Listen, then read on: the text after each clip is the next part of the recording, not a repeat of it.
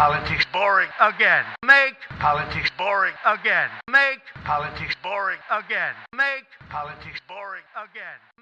Hello and welcome to another episode of Make Politics Boring Again. This week I'll be answering another 5 questions that have been sent in by you, the listeners. And if you want to send in your questions for the next episode, you can get in contact through the website, makepoliticsboringagain.co.uk, or you can get in contact through Instagram, TikTok, Spotify, YouTube, at Make Politics Boring Again.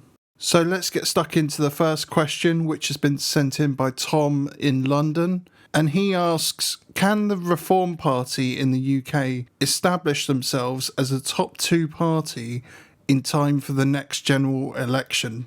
This is a great question, Tom, and thanks for sending it in, because I've been wanting to talk about Reform for quite a while, but haven't had the opportunity yet. So this is a good time to look at their policies, what they're offering, and where they could be when the next election comes around. So back in February, a YouGov poll asked 2,465 adults how they would vote if there was a general election. Reform came out on top with 25%, ahead of Labour on 24%, and the Conservatives on 22%. Now obviously this made a lot of headlines and hype, but let's put this into perspective, because the UK has 46 million voters, and the YouGov poll only asked 2,500 of those voters. So this is a tiny sample, and polls that have come out more recently have already shown that Labour are back in front. So what we're really seeing is the media buying into the hype around Reform and using it to stir up fear. But this rise of the Reform Party isn't coming out of the blue. It's been fueled by public frustration, mostly over issues like immigration, the economy, and the way in which the British national identity is changing. Now that Nigel Farage is the party leader, the party has become more media savvy, and they're pushing policies that appeal to these frustrations from the working and middle class voters who feel abandoned by the political system.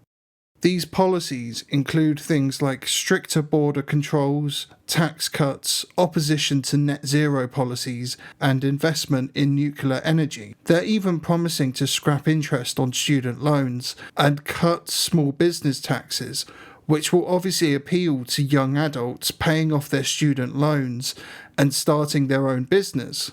But to get a deeper understanding of Reform's aims, we need to look at who's actually behind the party and who's funding it.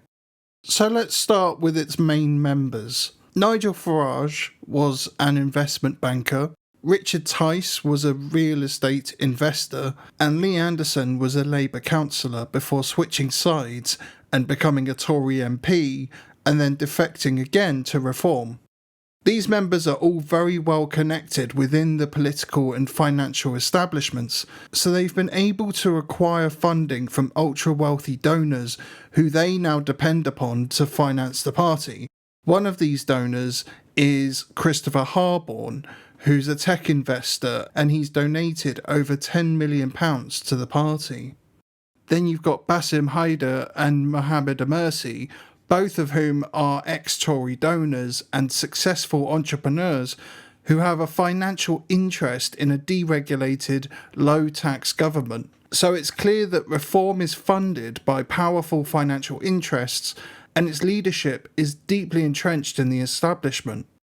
We also have to deal with Elon Musk. In December, there were reports suggesting that he was considering an £80 million donation to Reform. If that happens, it could give the party some much-needed mainstream credibility, and it would give him the same influence over UK politics that he currently has over politics in the US. But his support will also damage Reform's attempts to look like a grassroots movement, and it will look more like a billionaire-backed operation, just like the Tories and Labour. We should keep in mind that political parties are often run like businesses, where the shareholders need to be kept happy if the party is going to be successful, especially for a fringe party like Reform. So they're guaranteed to put their donors first and prioritise tax breaks for the wealthy and deregulation of the tech and finance industries, which is only going to deepen the inequality in the UK. When you speak to Reform voters, one of their biggest concerns is immigration, and Reform continuously claim that they're the only party who will do anything to stop the small boats from crossing the channel. But the fact is that Reform won't be able to stop the boats from coming, and they won't make much attempt to stop it either. They will create an even more inhospitable environment for minorities, especially Muslims and refugees, and they'll also have to pay for more accommodation, which will keep immigrants in cramped, unhygienic hotels and B&Bs, turning them into a form of concentration camps, with very limited financial assistance. There is another aspect to this debate, which is how much the UK economy relies on the labour of illegal immigrants. The agriculture, hospitality and social care industries heavily depend on undocumented workers to fill low-paid, high-demand jobs that many British citizens just won't take. A good example of this is the UK's farming sector, which has faced severe labour shortages because of post-Brexit immigration restrictions, which means that crops are being left to rot in the fields and we're having to import more from overseas because the demand has only increased while the local supply has decreased. The care sector is also struggling to recruit enough workers to look after the country's ageing population, and many care homes rely on undocumented migrants or workers on temporary visas. If Reform were serious about stopping illegal immigration, they would have to tackle the economic incentives that drive it, which would mean cracking down on the businesses and the industries that exploit undocumented workers. But that would upset their donors and their corporate backers, who rely on cheap, unregulated labour to keep their profit margins high. So instead of addressing the root causes of illegal immigration, Reform will blame migrants for the housing crisis and our public services that are constantly strained, while quietly allowing the system to continue as it is because it benefits big business and the wealthy elite.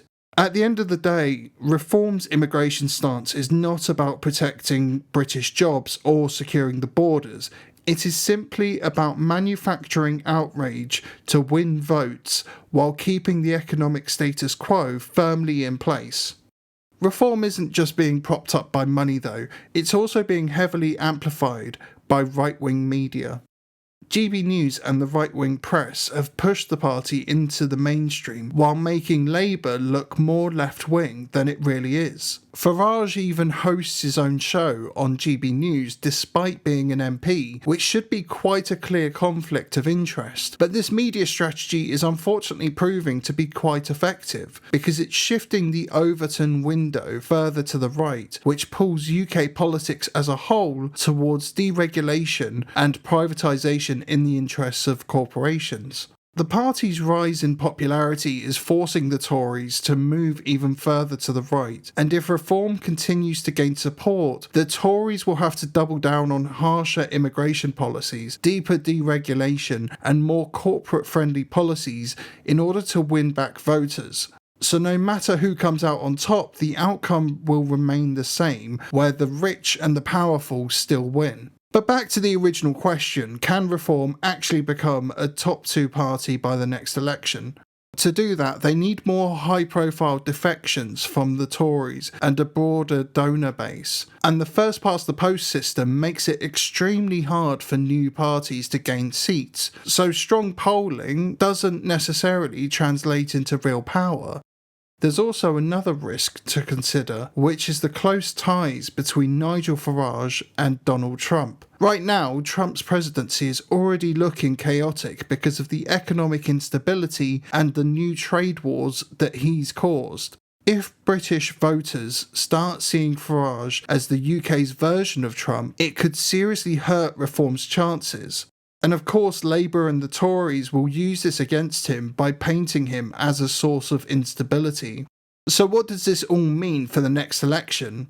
At this point, it's completely unpredictable. No party has a solid lead, and immigration will probably be the deciding issue. So far, Reform has successfully positioned itself as the anti-establishment option, but its core members are as establishment as they come. Their rise is real, but it's also being carefully amplified by the media and bankrolled by billionaire donors, while pushing UK politics further to the right. We'll soon start to see whether they can sustain their momentum and how long they can keep up their working class facade. Thanks for that question, Tom. Feel free to send in another one.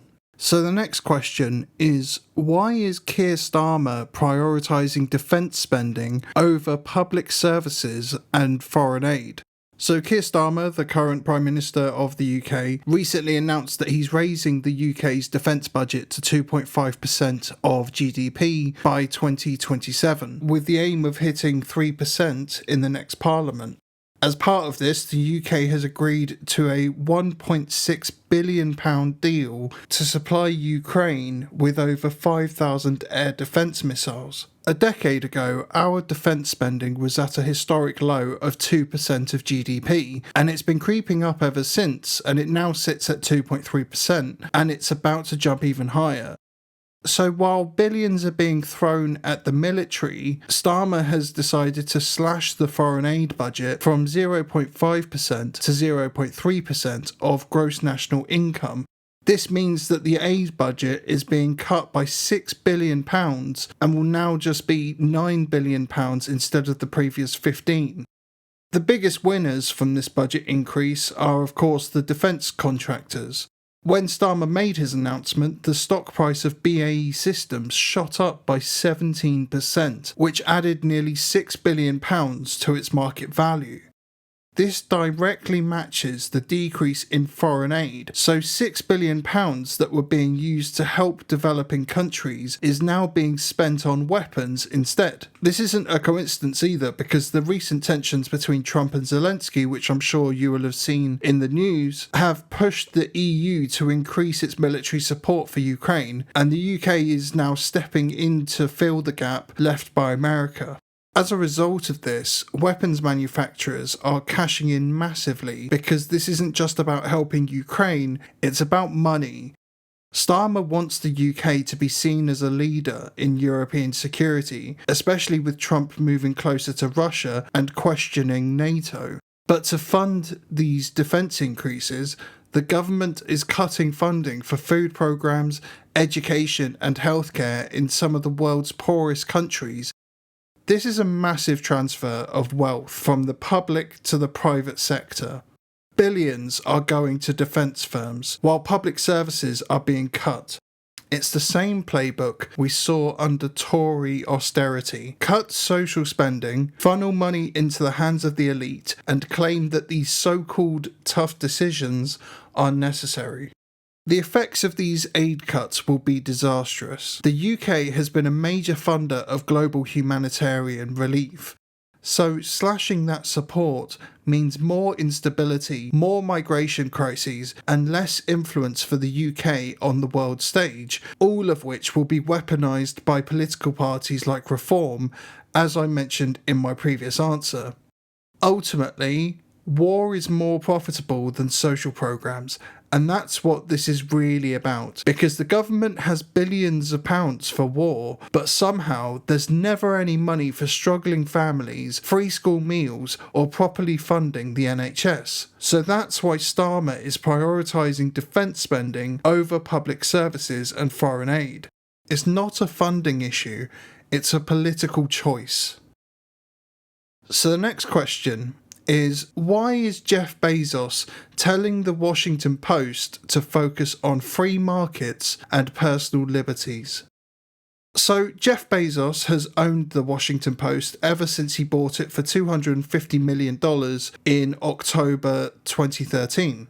Last month, he emailed his staff that the paper's opinion section will now focus exclusively on personal liberties and free markets. He also made it clear that opposing viewpoints won't be entertained, so if they don't agree with these values, they should find another paper to write for. What a pleasant guy.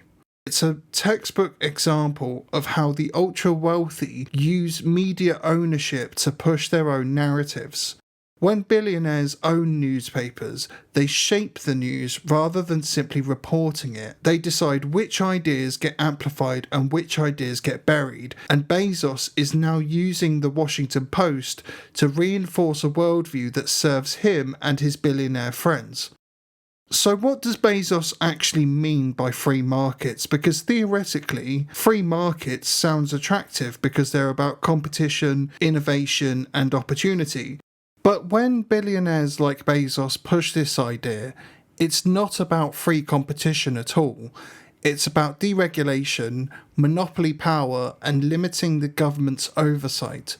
It's about making sure that Amazon and other big tech companies receive larger tax breaks, that they will have fewer labour laws to contend with so they can exploit their workers more, and it means that they want fewer antitrust measures that might actually hold them accountable and prevent them from establishing more of a monopoly. We also need to consider the timing of this email from Bezos, because Amazon has recently been receiving more scrutiny and criticism for its monopoly on e-commerce, as well as its treatment of workers and its role in dodging taxes while raking in record profits. Governments have started to push back with unionisation efforts and demands for fairer tax policies. So when we look at his email in that context, it's not surprising that he now wants the Washington Post to promote free market ideology. Let's talk about personal liberties, because when billionaires talk about liberty, they're not talking about workers' rights or fair wages. What they're talking about is corporate liberty, and Bezos specifically is talking about Amazon's freedom to do whatever it wants. In this context, billionaires like Bezos like to frame corporate interests as national interests. So when the United States government hands out massive subsidies to American corporations, that's not corporate welfare, it's framed as supporting American industry.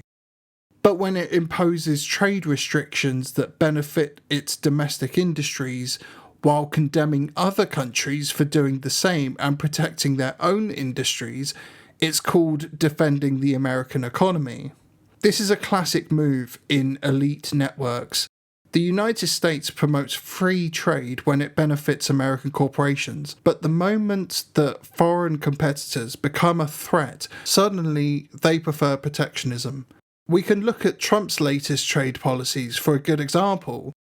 He's imposing tariffs on China, the EU, and even America's allies like Canada, claiming that it's necessary to protect American businesses from unfair competition. But at the same time, his administration is handing out billions in government contracts and subsidies to American firms. So American companies are benefiting from state intervention. But when foreign governments support their own industries, it's labelled as corruption or anti-free market. When the United States government does it, it's framed as a necessary defence of American industry. And that's why the email from Bezos is so important, because it's not about honest journalism. It's about controlling the narrative so that corporate control, deregulation, and economic nationalism are seen as the only rational way to think. It's about ensuring that any challenge to billionaire interests is dismissed as anti-business or anti-American. This is exactly why billionaires buy newspapers. It's not about profits. Bezos, of all people, does not need the money. It's simply a tool for shaping public opinion. Bezos uses the Washington Post to protect his wealth, his power, and the system that allows people like him to keep getting wealthier. So next time you see the Washington Post defending billionaires in the name of free markets or pushing deregulation for corporations, just remember who's writing that script. We're going to take a short break now, and when we come back, I'll be answering the final 2 questions of this episode. And don't forget that if you want to get in touch with the podcast, you can submit a question through the contact form on our website, makepoliticsboringagain.co.uk, or you can submit your question through Instagram, TikTok, YouTube, Spotify. You can leave a comment at makepoliticsboringagain.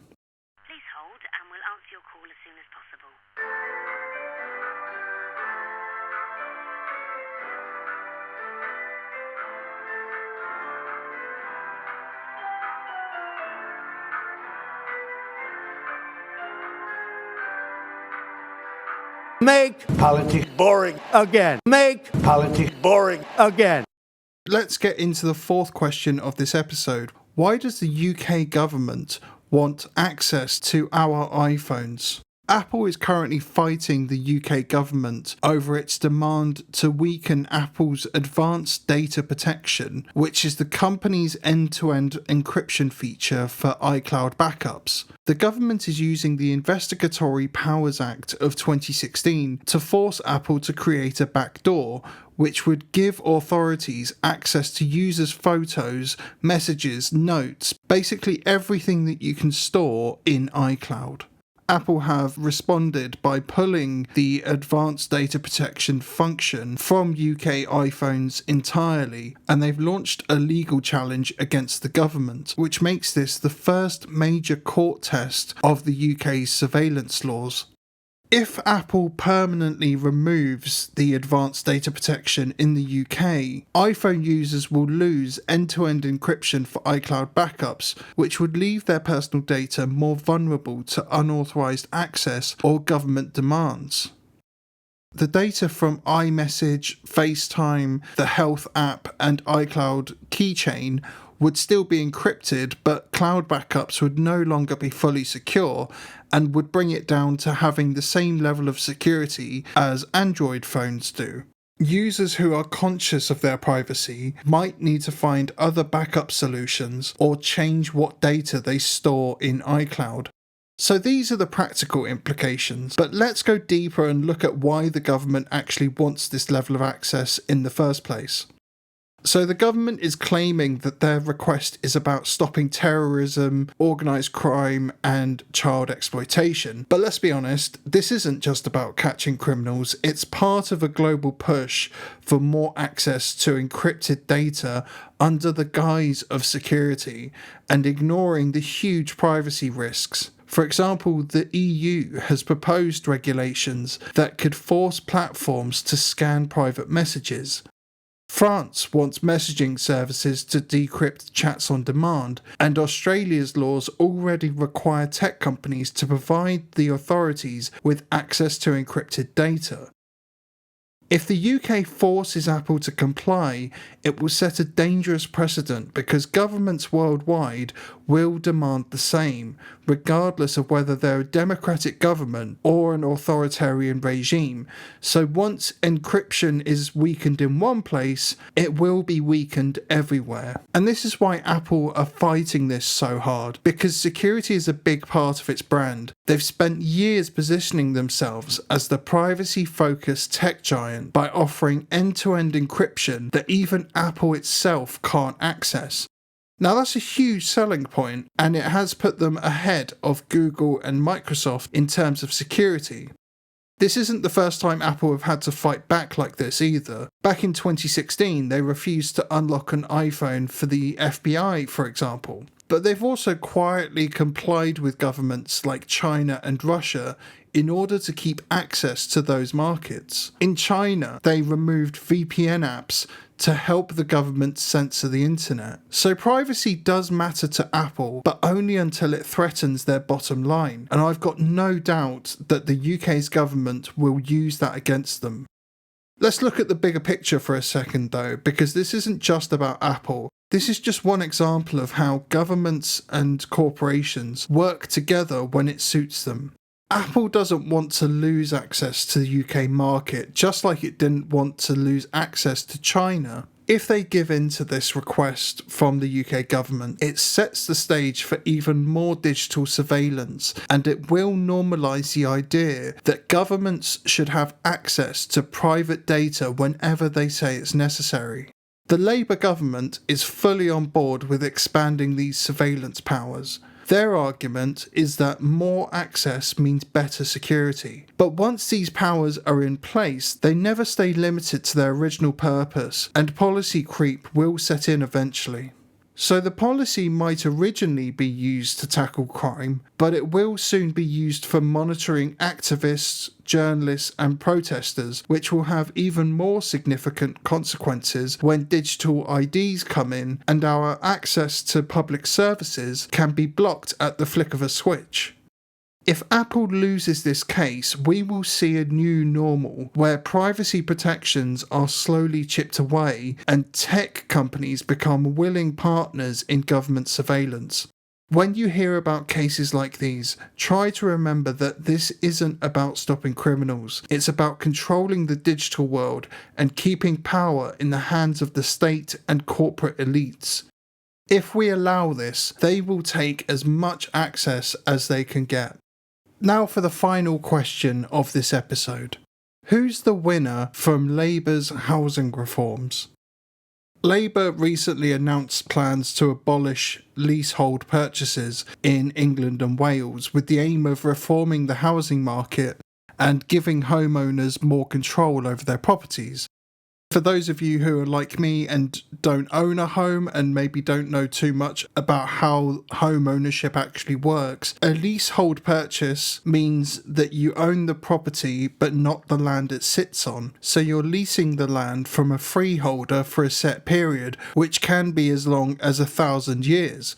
Leaseholders often pay extra charges like ground rent and maintenance fees, and when the lease runs out, ownership will revert back to the freeholder unless it's extended.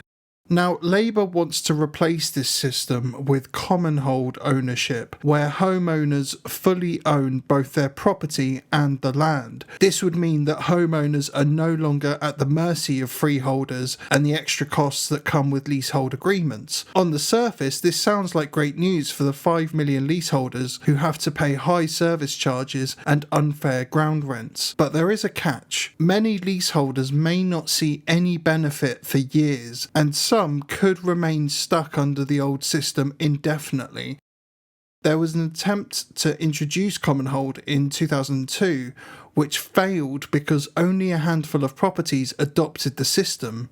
Mortgage lenders have also been reluctant to support commonhold purchases, so while this is being sold as a positive reform, there could be significant financial and legal hurdles to making this work, and the real impact could take a long time to materialise. Then there's the bigger question of who actually benefits from this, because Labour is saying that this is about empowering homeowners, but there's a risk that this just hands more control to big property developers and institutional investors. Removing leasehold structures will enable corporate landlords and private equity firms to swoop in and buy up even more housing stock. We've already seen this happening. Over the past decade, the mix of rising interest rates, stricter regulations, and high borrowing costs have forced many independent landlords out of the market altogether, and the homes they've offloaded have then been bought up by private equity firms and pension funds. Without more regulation of the industry, Labour's reforms will accelerate that trend, so leaseholders won't be trapped by freeholders anymore, but they will be renting from massive corporate landlords instead.